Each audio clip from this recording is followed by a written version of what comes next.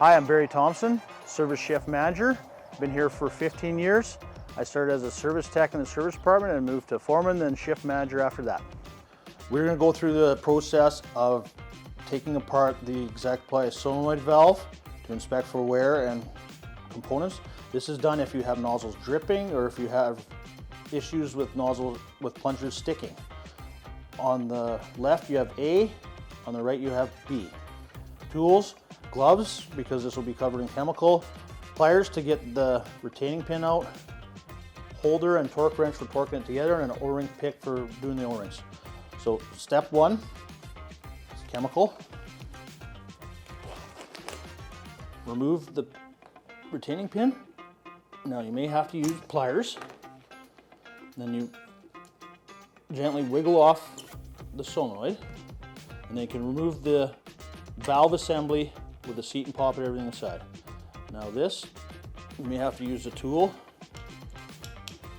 to take it apart if it's torqued up properly. It doesn't take much, there's not much tension on it.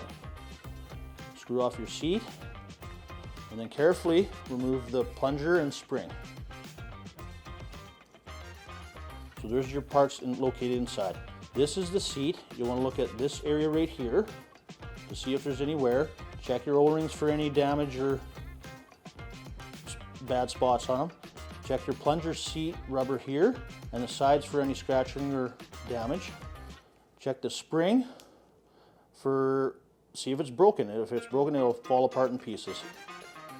And just have a look inside here, make sure that the bottom of it's okay and there's not a bunch of scratching on it. So if everything's okay, if it just needs cleaned, now you can place these pieces one by one, or in kits if you have to, or a complete piece. Spring in the pop bit, insert in the stem, make sure your O-rings are all seated properly. Screw it together. Hold the stem with the tool to keep it from rotating, and then one click provides a proper torque on the seat.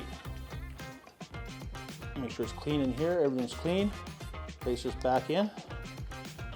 Install the solenoid and reinstall the retaining pin until it's fully seated in the groove. The overall check on the health of the nozzle body is when you unplug it, you want to make sure your connector is not corroded, full of moisture on the pins. Whenever you put your nozzle tips on, make sure all these seats here are all in good shape. You have an LED light here for shining the crop. Seats are good, wiring's good, pins are seated, and the O-ring in here is in good health. Those are things you want to check on the external components of the body. So in conclusion, A side, B side, whatever side you have to, parts are identical both sides. I took the solenoid off, and you want to check the solenoid itself, remove the valve, and look for any damage or wear.